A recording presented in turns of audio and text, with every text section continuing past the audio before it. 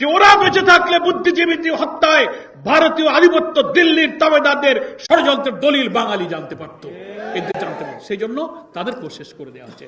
আজ অবধি সেই বঙ্গভবনে সেলিমের যিনি সেখানে বসবাস করতেন, বুদ্ধিজীবী হত্যার তদন্তর সংশ্লিষ্ট প্রতিবেদন, কাজ, কর্ম, চিত্র নির্মাতাদের যেসব ডকুমেন্ট যা কিছু সব তার স্ত্রী এবং তার মা তন্ন করে খুঁজেছে, সেখানেও পাওয়া যায়নি।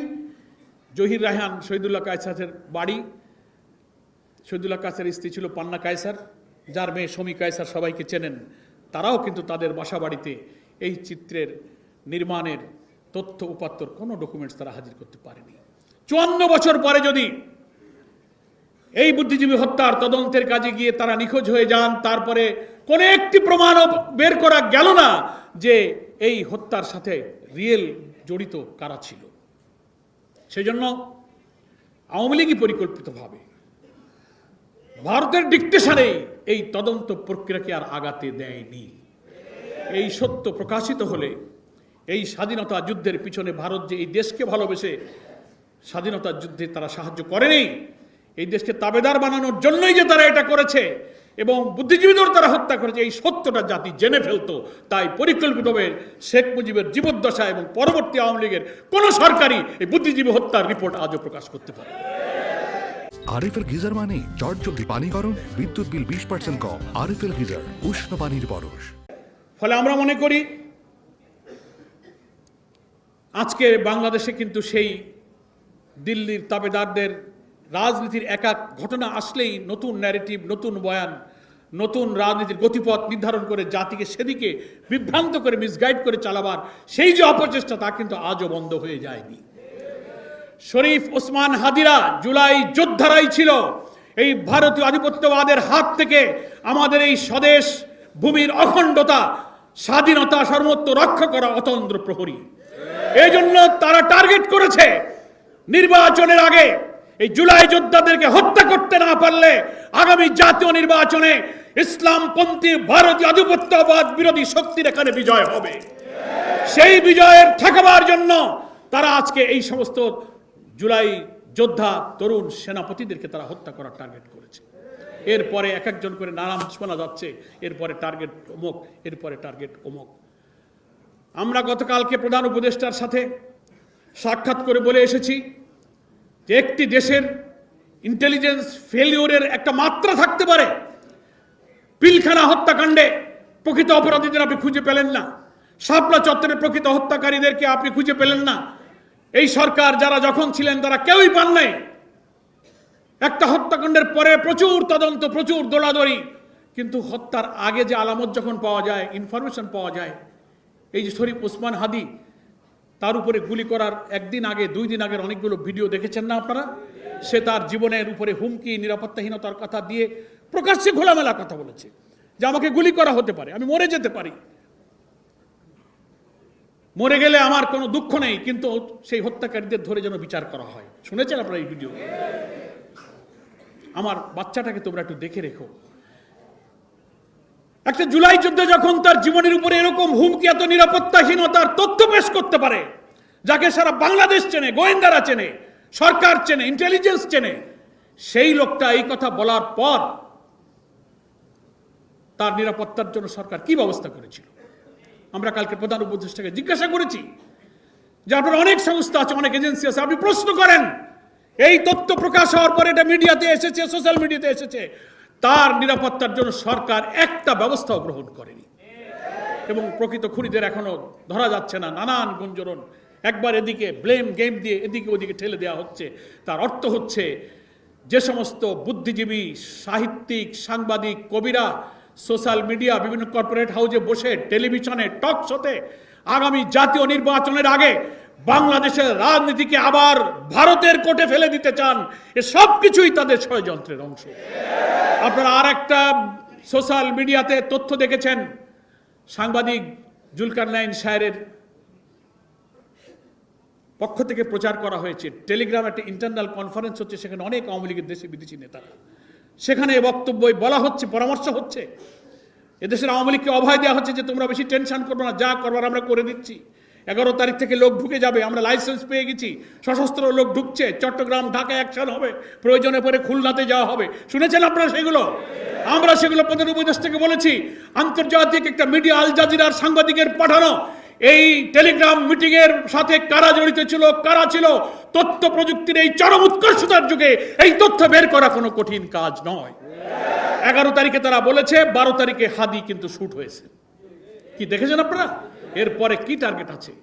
এত কিছু পাওয়ার পরও যে দেশের গোয়েন্দা সংস্থা হাজার হাজার কোটি টাকার বেতন নেবে, সুযোগ সুবিধা ভোগ করবে, গাড়ি বাড়ি ভোগ করবে, আর আমার সমাজের শ্রেষ্ঠ সন্তানদের জীবনের নিরাপত্তার তথ্য দিতে ব্যর্থ হবে, তাদের এখানে চাকরি করার কোনো অধিকার নেই।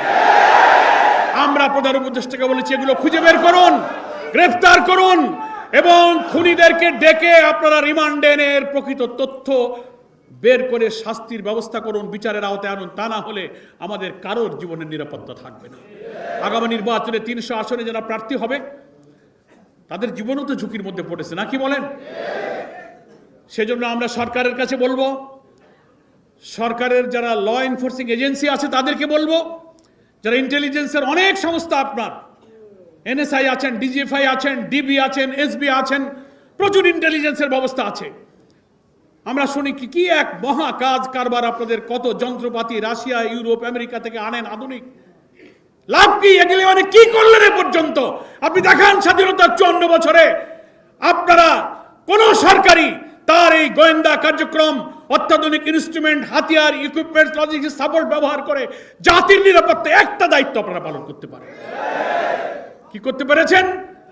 আওয়ামী 16-17 বছরে খুনি হাসিনা, ফ্যাসিস্ট হাসিনা, এইসব গোয়েন্দাবাজির হাজার হাজার কোটি টাকা নাজান প্রজেক্ট এনে ইসলামপন্থী আলেম ওলামা, পীর, মাশায়েখ, দিনদার, স্কলার, ইয়াং তরুণ ছেলেদেরকে ধরে নিয়ে জঙ্গি বানিয়ে তাদেরকে আটকে রেখে তাদেরকে আপনারা হত্যা করেছেন। মিথ্যা ভুয়া গোয়েন্দা প্রতিবেদন দিয়ে নিরীহ নিরপরাধ ছেলেদেরকে জঙ্গি সাজিয়ে তাদেরকে ক্রস ফায়ারে দিয়েছেন। এই গোয়েন্দা, এই প্রশাসন আমরা চাই না। সংগ্রামী ভাইরা আমার, আমি আপনাদের কাছে এই কথাটা বলে শেষ করতে চাই যে আজকে সময় এসেছে আমাদের এই হাদিদের জীবনের নিরাপত্তা সংরক্ষণ, আমাদের স্বাধীনতা সার্বভৌমত্বের সংরক্ষণ এবং ভারতের জনগণের প্রতি আমাদের কোনো আক্রোশ নেই। আমাদের বিশাল প্রতিবেশী দেশ, দুনিয়ার কোনো দেশ তার প্রতিবেশীর সাথে নিষ্প্রয়োজন কোনো শত্রুতা রক্ষা করা, কোনো শত্রুতা নিয়ে চলা। তবে ভারতের যারা সরকার, সাম্প্রদায়িক হিন্দুত্ববাদী সরকার যারা ক্ষমতায় এখন আছেন, বারবার যারা এসেছেন, তারাই এদেশের স্বাধীন সত্তাকে বিকিয়ে দিয়ে এদেশের ইসলামী মূল্যবোধ ধ্বংসের জন্য তারা বারবার এদেশের মানুষের উপরে হত্যার ষড়যন্ত্র চাপিয়ে দিয়েছেন।